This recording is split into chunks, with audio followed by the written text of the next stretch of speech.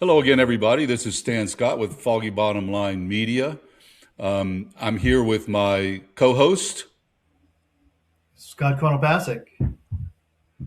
and today we're going to talk about the economy. We're going to talk about international relations a little bit. The President Trump, and his cohorts are in Davos, Switzerland, for these big meetings, and we'll talk about that in the context of the international order created by the U.S. after World War II, which I did a short live stream on last week. If you want to go back and take a look at that. But before we get started, don't forget to subscribe, like, and all of that. We're on Patreon. We're on the web at Foggy Bottom Line Media, and we're on YouTube we're on the web at Foggy Bottom Line, and we're on YouTube at Foggy Bottom Line Media. So don't forget to subscribe, like, share. We need a few more subscribers so we can start going live on YouTube, and not just on Patreon. So Scott, I saw you pulled some quotes from some of the European leaders from the Davos speeches. And folks, for those of you who don't know, Davos is a town in Switzerland. Every year, world leaders get together and talk about the world economy, international institutions, what we can do to work together to make the economy better for everyone. And let me tell you, Scott showed me some things. Some of these guys have some interesting stuff to say from an international relationship standpoint. Scott?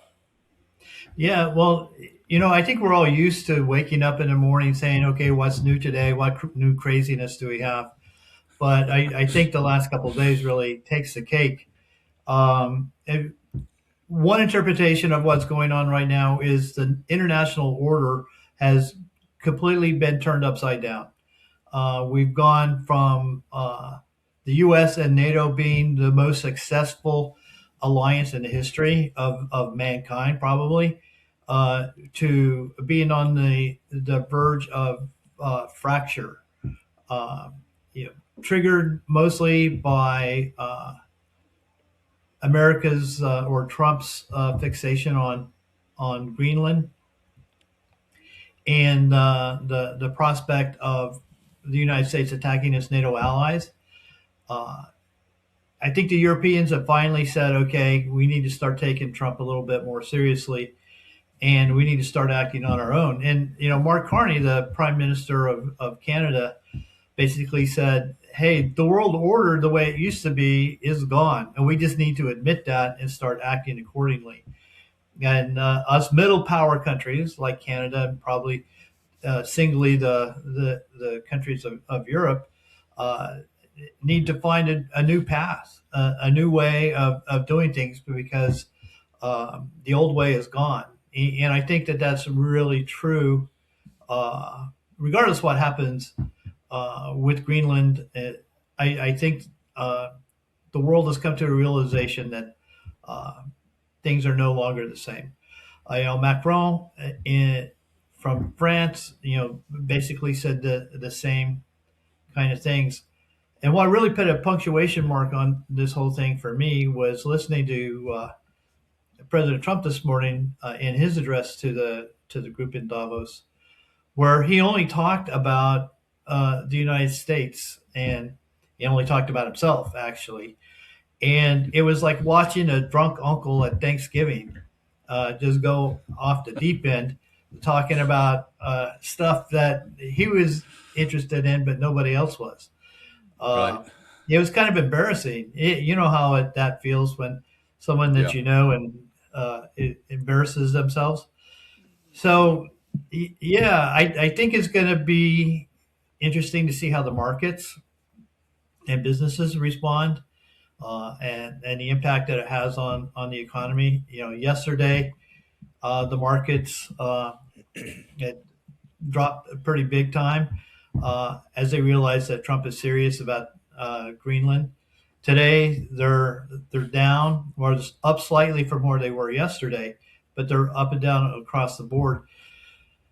So I think there's going to be some real costs, economic costs to Americans for all the uncertainty that Trump is injecting into the world's political system. Yeah, I think there's we can uh, circle back in a minute here and talk about IR theory and what that might tell us. Because, folks, Scott and I are both international relations theorists by academic training, and there's some interesting takes on that. I think there's a lot of reasons, a lot of very good reasons, why the U.S. is making a critical geopolitical error by antagonizing our European friends. We set them up for success at the end of World War II, and that success has paid serious dividends for us, both militarily and economically. NATO has come to a member state's military aid once in its history, and that was for the United States after 9/11. It simply isn't true. It simply isn't true to say that NATO takes, and never gives to the United States. It's just not true. And you can argue that they should spend a little more on their self-defense, but honestly, we shouldn't really want them to do that. We want them to spend their money buying stuff we make, Right. instead of buying Swedish jet fighters, right? And another thing, and Scott, you mentioned this as we were discussing right before we started taping. Another thing is, and you can elaborate on this, another thing is that the U.S. debt, this enormous the debt we have to borrow that money from somebody, right?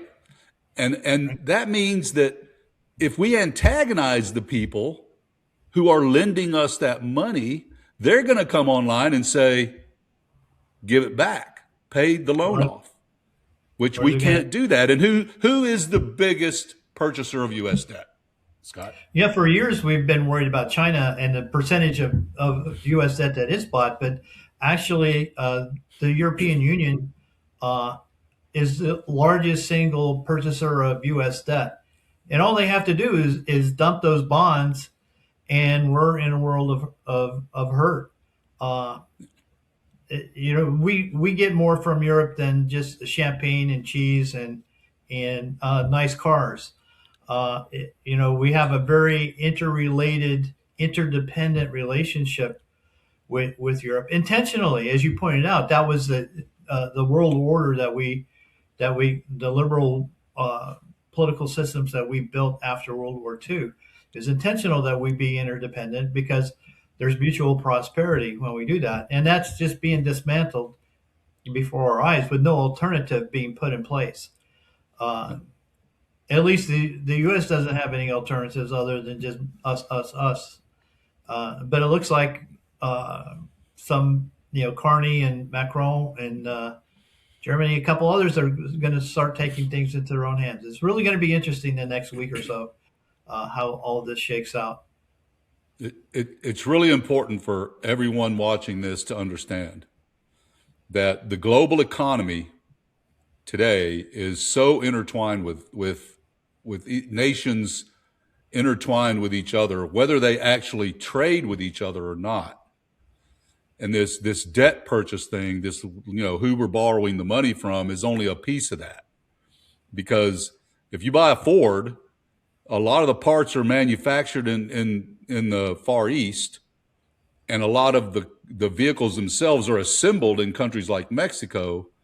And these global supply chains depend on these institutions working and these countries working together for mutual prosperity. And this is one of the things that Trump simply can't understand. And that is that the economics is a win-win when done correctly, right? We don't lose because somebody else is making money, unless you're a worker who's getting paid minimum wage for Walmart, maybe. Right. All Trump's comments and his rampages here are just personal. He's taken affront personally to the way that the system is working and has worked, and he keeps saying that we've been taken advantage of and we've been screwed, and that's just not true, unless somebody else, as you say, Stan, somebody else prospering means that you're not prospering. Uh, and his speech today was just full of complaints and about how poorly the United States has been treated by the people that were in that room, Yeah. and by their countries and by their economies. And it was just it, I don't know. I was kind of speechless. It made me a The, little bit the, sick to my stomach to be watching it. And the, uh, and the, you and I are both proud Americans, and we've served our country, and we're patriotic, and we continue to serve in our communities in many capacities. But the last few months, that the pride that I've had in being an American, and what America stands for, has stood for, uh, my enthusiasm for that has faded. Uh, and I'm not sure uh, how how proudly I would say I'm an American if I found myself uh, somewhere in Europe. well, keep away from the red hat stuff. Yeah, But I think the drunk uncle is a good analogy, and it's not just the drunk uncle showing up at Thanksgiving with too many beers in him and going off on something political or religious. It's the drunk uncle directly insulting the people in the room and telling them, you didn't buy me enough beer or whatever. right. Or the turkeys Right. And that you're trying to kill me with this turkey. yeah, you're trying to kill me with this turkey, and all I'm trying to do is feed you, but for folks, it's really hard to overstate. It's very difficult to overstate how important this is, how much this matters, this global world order that Prime Minister Carney of Canada said has become a pleasant fiction in an era of great power rivalry. Right? He warned the traditional rules-based order is fading. Right. And that's because Trump is acting like the drunk uncle knocking over stuff at Thanksgiving. And folks, all Trump wants, he's not trying to make America great again. America's already pretty great. It was really pretty great before he showed up. Right. What he's trying to do is line his own pockets. We talked about this a little bit earlier in our Looting the State podcast show, where all he really wants to do is make more money as president. He's made a 1.4 billion is one estimate. Right. Is how much That money was he he has was personally made. boasting. He was boasting about that in his speech today, uh, which was really crazy. And the other thing that I think is really crazy is the French are saying that they're the country that's predictable and runs itself by the rule of law, when that was what we always claimed. But we can't really claim that anymore, Right. uh, being a country of laws and rules. Well, and how do we think? Let's chat a little bit about what we think. What does IR theory tell us about what might happen, how other countries might respond to this? And folks, one of these days soon, I'll do a short, maybe a live stream on IR theory, just kind of laying out the simple stuff. But in broad strokes, there's the realist school that thinks that countries are just going to balance, right? They'll shift alliances. If one country gets powerful, the other countries will make alliances to balance it. There's another that it's called liberalism and neoliberalism that talks about structures, institutions, and agents, and how structures can define agents, but agents can also define structures. And then there's a constructivist school that says this is all socially developed, socially constructed, and concepts like sovereignty can change if enough countries want that to change. So I don't know, Scott. You said a minute ago, I think that before we started, that it looks like we're reverting back to the 19th century on this. So you think we've got a realist school prediction here? Well, you know that political science is not good about predicting the future, but it's That's good at for sure. describing the present and the past. Uh, and and you know, as as Americans, we've always thought that history was on a trajectory, an upward trajectory, as we things as modernity uh, was part of our lives, that everything was going to improve. Well, we're in a regressive cycle here. We're recycling back. And you Hmm. talked about realism, where might makes right. And the powerful grab what they want and everybody else just suffers for it. And that's why they would build shifting coalitions to counteract whoever the bully of the Right. day or the decade was. Uh, and that's where I think we're going. Uh, the post World War II liberal structures that we built were built upon the assumption that the more countries cooperate and collaborate, Right. the more peaceful the world will be because our interests will be in common, and the more people will, or all of us will prosper. And that seemed to be, for 80 years, 70 years, that school of thought was panning out to be a pretty good explanation for how Right. the world was working. But now uh, we don't know exactly what's next. It appears, well, the Europeans are looking at this in Canada, looking at this as Trump just blew all that up. We'll keep parts of it. Like the whole concept of the European Union is a classical example of the liberal theory of international relations, where cooperation and collaboration Hmm. is for Right. everybody's benefit. But I think they've already come to the conclusion that this liberal world order is done, it's over, um, and Well, it's Carney said that. I mean, he basically said that, right? I mean, or was it Macron who said that? It's um, these leaders, the European leaders, and China, they're talking openly about reframing alliances, and Carney talked about the middle powers, right? Form new strategic alliances to create a third path that prioritizes economic resilience against economic coercion.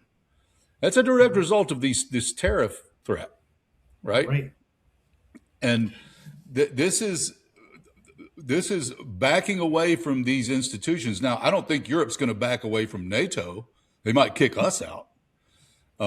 I don't. They're not going to back away from the European Union. In fact, the British, if they had any sense, they'd get back in. right, But the uh, and I think they'd like to, but they don't want to. Like Trump, they don't want to admit they're wrong. Maybe I don't know. But this order again, folks. Like I said in the live stream, we created this order. We created these institutions uh, that to mirror the U.S. value system, the U.S. democratic, democracy value system, and our capitalist economic system. We built these institutions to protect those two things and to expand them across the world to places that had never seen it before. And threatening that is it's just silly.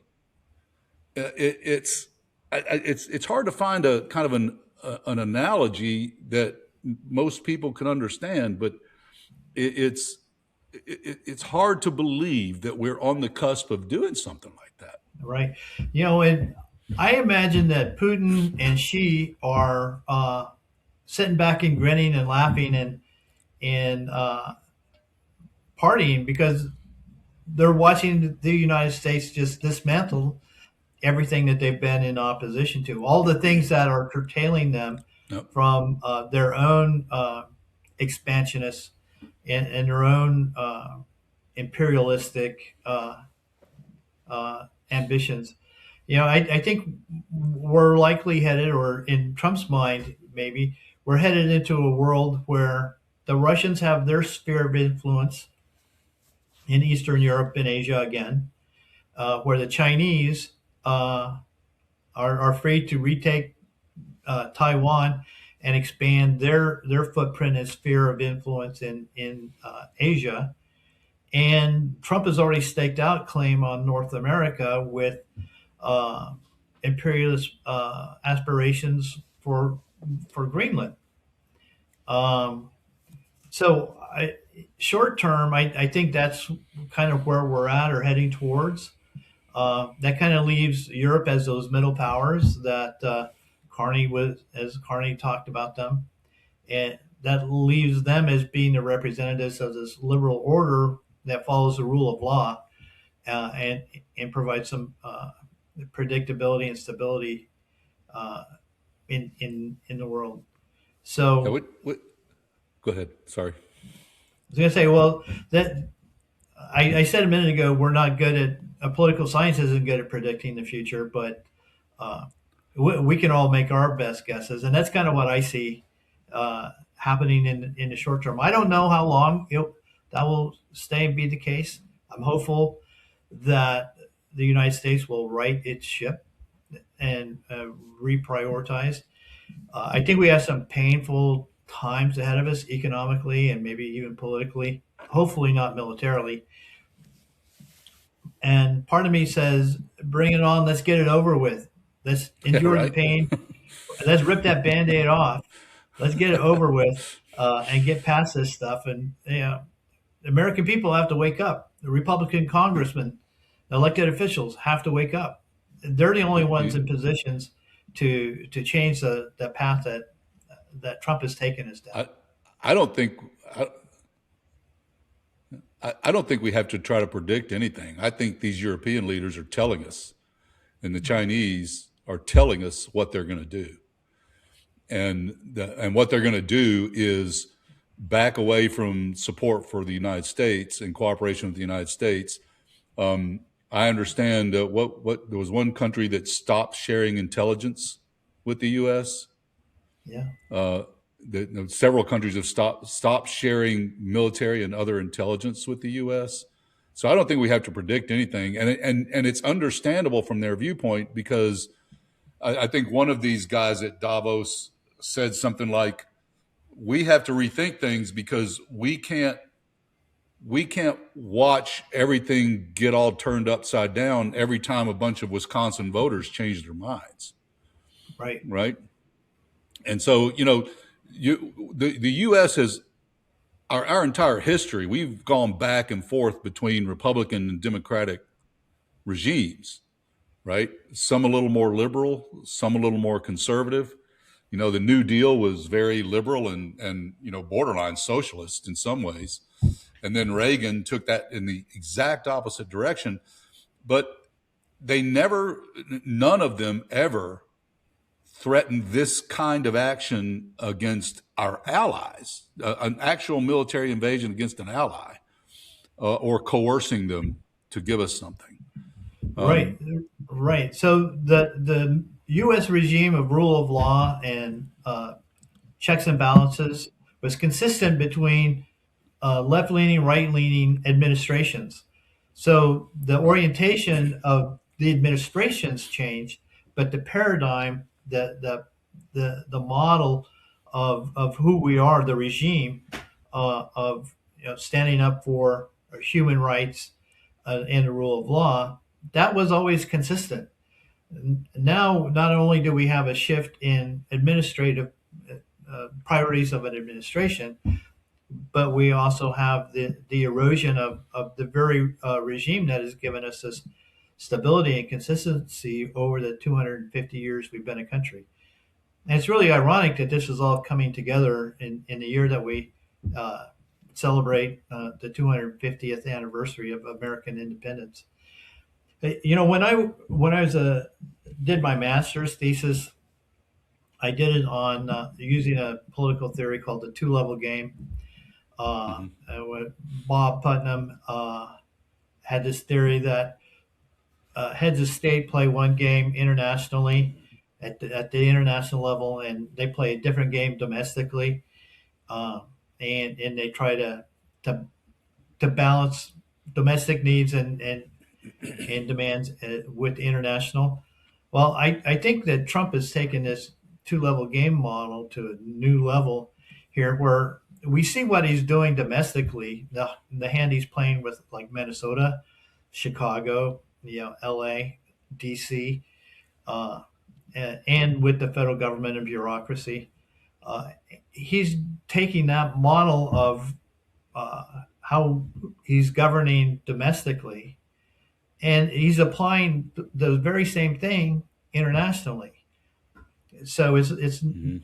it's not a two level game for Trump. It's a one level. The whole world is flat, and he's treating foreign countries the same way that he's treating our states or in our American institutions. He had no Mhm. compunction about uh, doging the American bureaucracy. In fact, he was bragging about it, Right. and he's bragging about uh, dismantling international structures and institutions. So it's really it's interesting a little bit from a theoretical level, political science level, but as a citizen, as a resident, it's kind of terrifying. But what this is gonna do, folks, it's going to destroy the U.S. economy, and this is already starting to happen. U.S. economy, according to some experts, has barely created 60,000 jobs in the last 9 months. I'm going to say that again. U.S. economy has barely created 60,000 jobs in the last 9 months, and a lot of this is about uncertainty. Okay, if you're not sure you're going to have to pay tariffs on your imports, you're less likely to build a new warehouse to store those imports and hire people to move them around. Okay, and guess who's going to be worried about this sudden rift with Europe? Can you say Raytheon and Boeing and Lockheed Martin?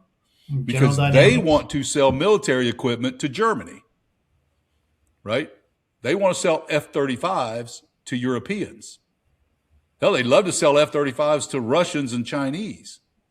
But those countries are not going to buy our stuff like that if they're not sure they're going to be able to get the parts and the ammunition for it. They're going to create their own stuff. Okay? And big U.S. corporations, the stock market looks great right now. It dropped a little bit yesterday. It's rebounding today. Lord knows what it's going to look like. But that's all AI driven, right? I think it is, Scott. There's 7 AI companies that are basically driving like 35% of the U.S. stock market, NVIDIA and those guys. right? And Right. Yeah, we think that the stock market is a reflection of the economy, but it's not. It's just the most timely indicator we have of what's going on. Um, but I, the stock market valuations that we see every day, the reports, those are all generated by the different exchanges that by mhm, the private sector, and their interest is in having accurate information, putting right, accurate information out there, so people can buy and sell and profit in the marketplace. Traditionally, the United States has tracked a lot of economic indicators and a lot of economic data, employment statistics for one, but also cost of living, uh, inflation, growth of GDP. Those are all things that the federal government has always done, and with a lot of credibility. And I'll even add in there predicting the weather reports, right, and yeah, weather prediction.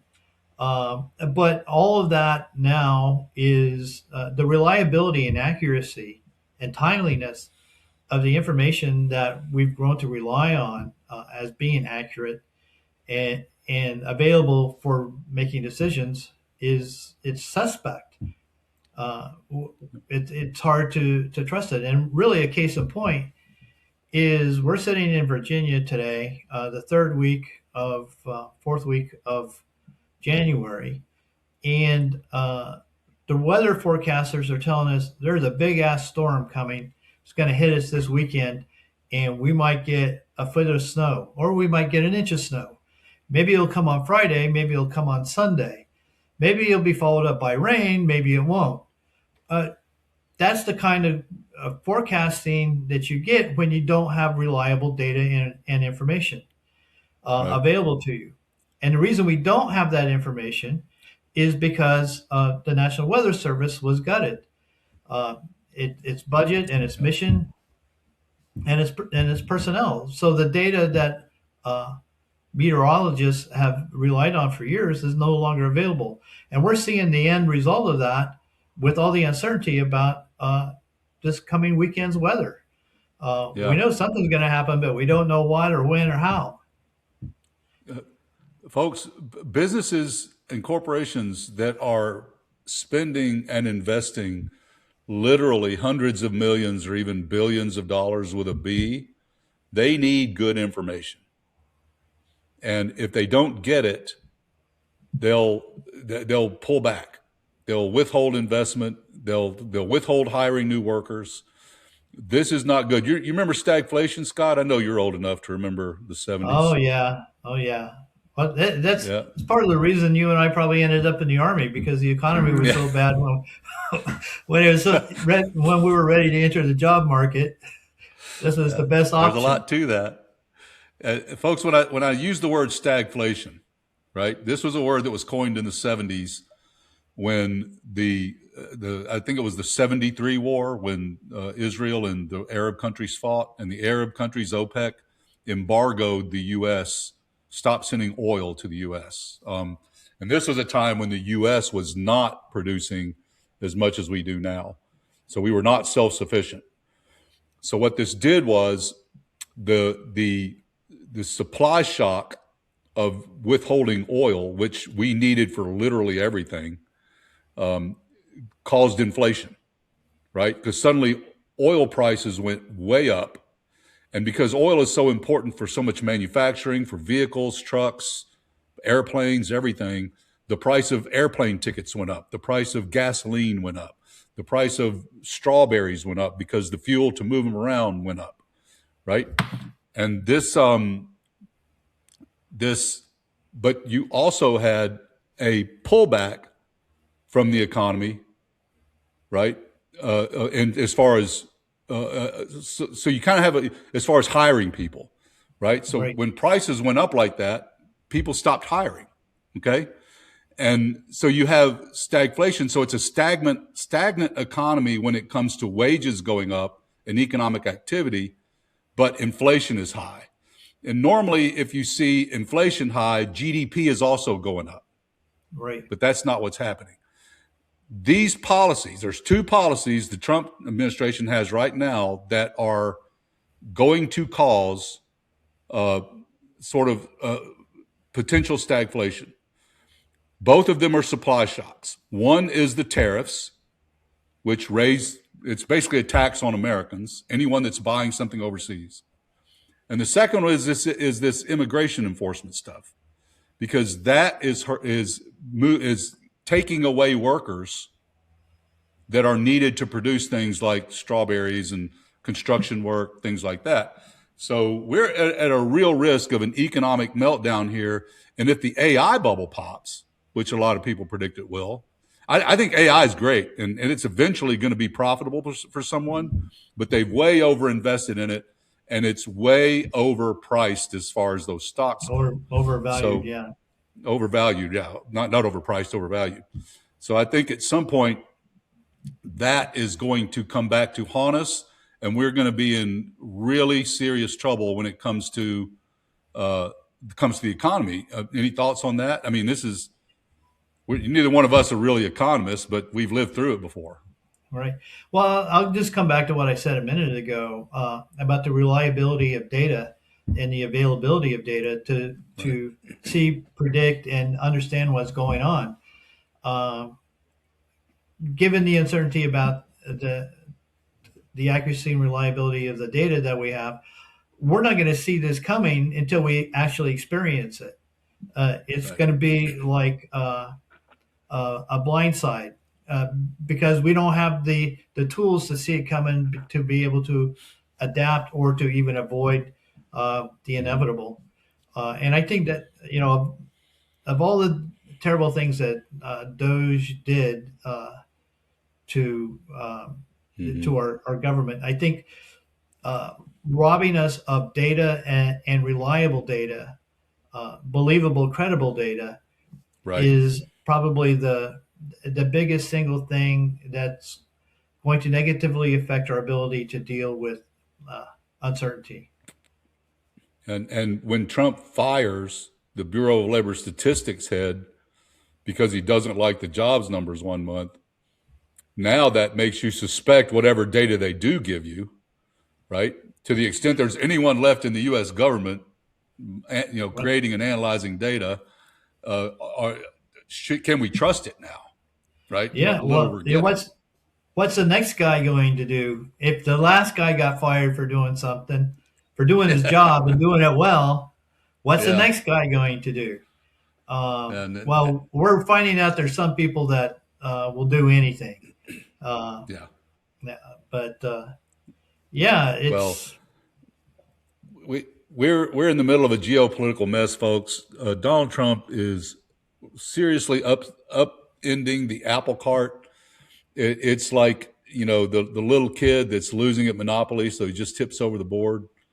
And Donald Trump is not good for this country. This is going to be much worse before it gets better.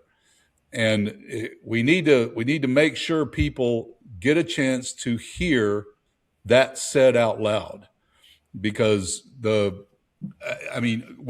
we were in a good place.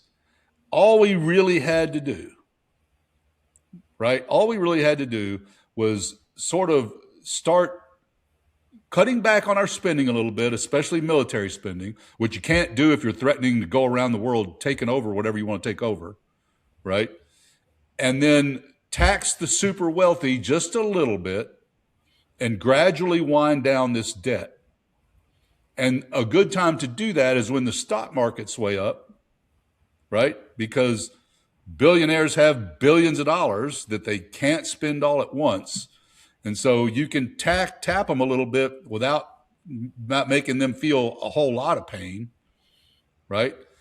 And folks, I was never a big deficit hawk. I'm a big believer in the idea that if you're borrowing money to create infrastructure, right, or to improve your skill set, that's a good idea.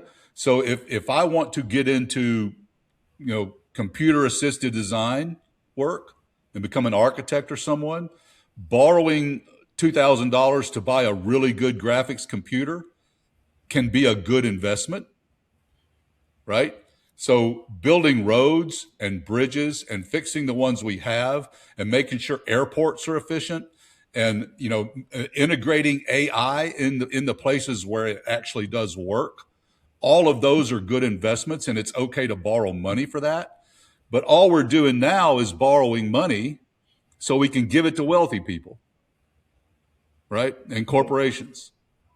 And this is getting way, way, way out of hand. And conservatives have been screaming about this to the rooftops for 30 years. And I'm starting to see that they're right. And because it's just gotten crazy. We're not borrowing the money to invest it anymore. We're borrowing it just so some people don't have to pay. I don't know. Tell me what you think about this analogy, Scott. The U.S. economy makes me think of a family. It's a family, man, wife, dad, 3 kids, right? Dad's got a really good job. Okay, he makes truckloads of money. Okay, but he doesn't give anything to his wife to buy groceries and furniture and clothes for the kids. He makes her do all that on credit cards. And when she maxes out a credit card, he makes her just go get another one, which she can do because he makes so much money, Mhm. right? But he's keeping it all to himself. He's going to casinos and he's buying fancy cars and he's got a couple of girlfriends. I don't know, right? but he's spending all the money on himself while the household is going further and further and further into debt. Right. Right. And that affects the day to day quality of life and the experiences that the family gets to have. You know, the Right. quality of the food. Uh, do they get enrichment activities to augment their Right. education? Do they get to go on a vacation? Uh, Right. is The the kids play house warm baseball. during the wintertime? Right. Uh, All those things. all of Yeah. those things, Totally. all of those quality of life and future investment things. You know, a couple of months ago, I heard that Musk had like $500 billion, and I think um, it's close to $1 trillion now Yeah. with some negotiated pay packages. But there's 330 million Americans, and if uh, he gave every American $1 billion, he would still have over 200 plus billion dollars himself. Uh, that's how much wealth these guys have. That's how disproportionate Right. it is. And I don't understand why many Americans are just fine with that, other Well, than the I fact that think.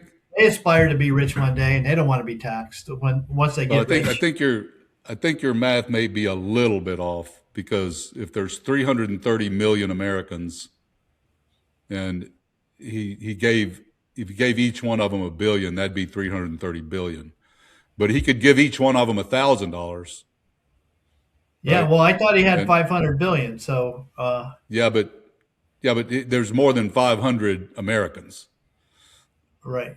There's 330 million Okay. Well, Americans. we don't need to argue about the math. Anyway, he's got an excess that he could easily that share and benefit uh, many Americans. well, Uh, and you know, and the we talked about this when we talked about the affordability thing because affordability is very different for different people. There's folks out there that can't afford $500 a month in rent, but Elon Musk does not have an affordability problem. He can afford anything he wants, and if you taxed him, if you made him pay 50% of his wealth to the government to help support the system that he became wealthy in, he'd still have more money than he could ever spend in his lifetime. right. He'd still have more money than he would ever need to make himself as comfortable as he want, to have as many houses and yachts and cars and airplanes and all that stuff as he wants to have, right? And folks, I'm going to keep harping on this, and I'm going to bring this up over and over again. This is what's going to cause the problem in this country is this wealth disparity. Because when these super wealthy tech guys have all the money, the robots they're building aren't going to buy hamburgers. They're not going to buy cars. They're not going to buy Teslas. They're not going to care if we go to Mars, right? Which is a pipe dream anyway. You know how long it would take to go to Mars and back? Like 4 years? Yeah. Who's going to do that? Anyway, so it's really disappointing, folks, to see the U.S. do this, and it really is kind of, it's hard to wrap your head around why this is happening. It looks a lot like it's just the narcissistic, dreams of some crazy man who is just a transactional human being who wants to stomp on the neck of anyone he runs across just to demonstrate that he is stronger than they are.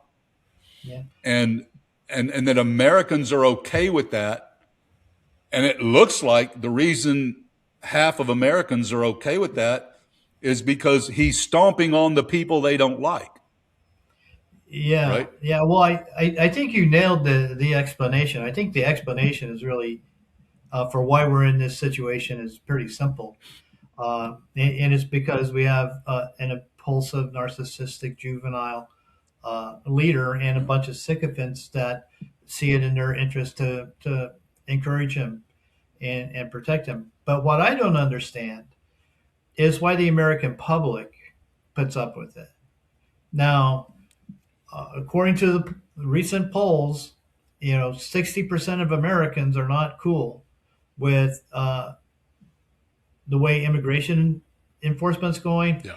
uh, the international adventurism, the cuts to government, the changes in, in public health Yeah. that are going on. Uh, but that means 40% are okay with it. And I don't understand why that 40% is, why anyone, let alone 40% of Americans, are okay with the way things are going. And as It's long as that racism. many Americans are okay with it, nothing's going to change. It's just going to accelerate. Uh, It's racism, pure and simple. That's always been the original sin for the United States. It's really just racism. Misogyny has a big piece to do with this, but at the end of the day, it's racism.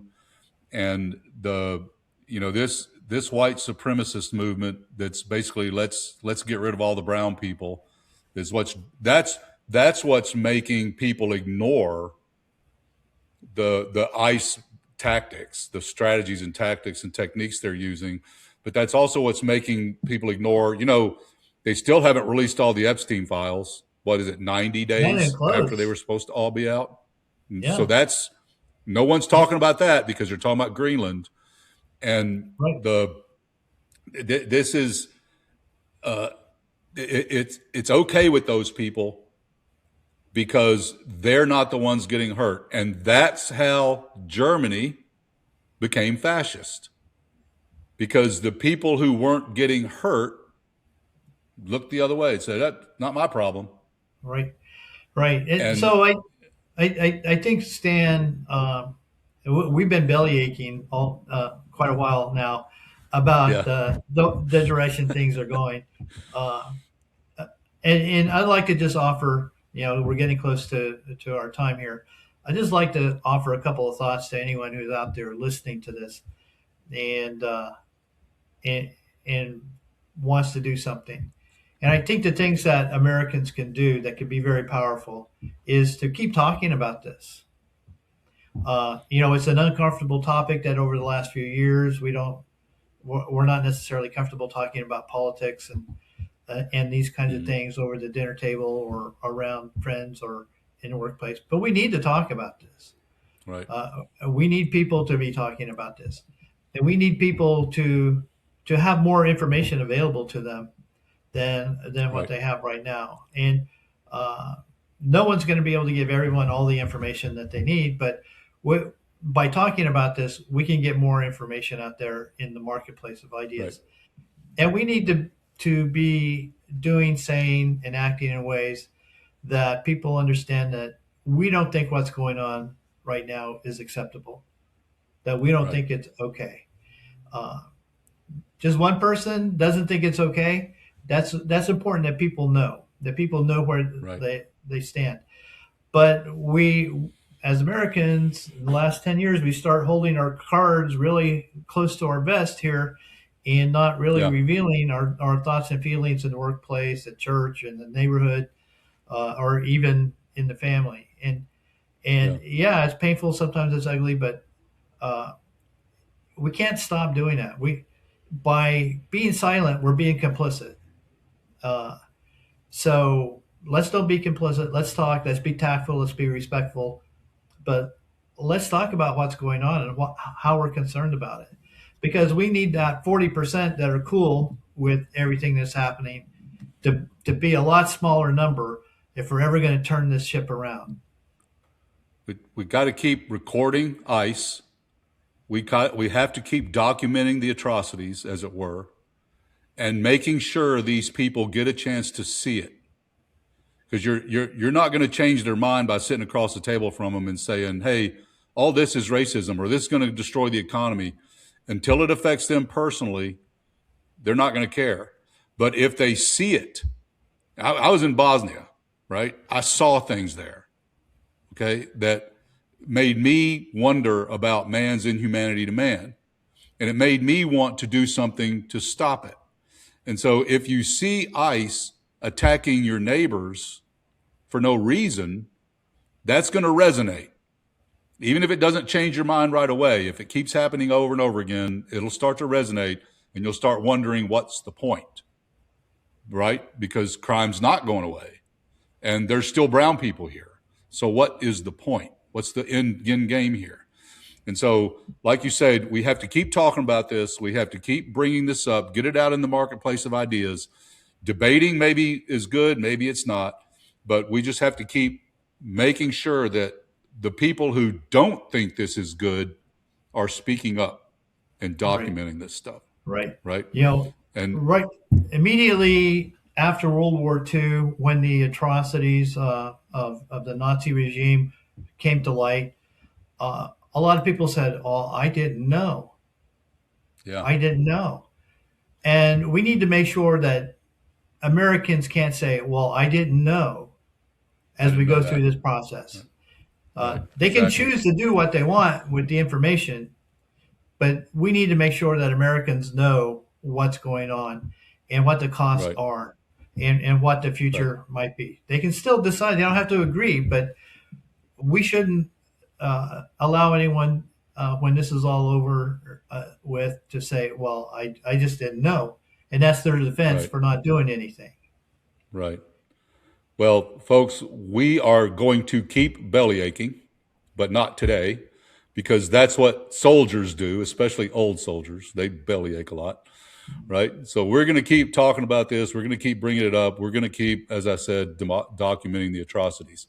So, Scott, I think that was a great final thought from you, to just keep talking about this so that no one can say, I just didn't know. Because with today's social media, that's no excuse. I'm Stan Scott with Foggy Bottom Line Media. Thank you so much, Scott, for joining me again today. You can find us at www.foggybottomline.com. We're on YouTube at Foggy Bottom Line Media, and on the other social media, X and Blue Sky and Insta and all those at Foggy Bottom Line. We're also on Patreon at Foggy Bottom Line. So take a look, subscribe, like, let us know what you think. We got a few comments on our most recent post about the ICE guys. So keep commenting, because that helps goose the algorithm, and I will respond, or Scott will respond to every comment you leave. So communicate with us. Tell us what you think. Tell us if there's something you'd like for us to talk about, or share what expertise we might have on. So more to come on this. It's not over. Davos is still going on, and we'll continue to speak out.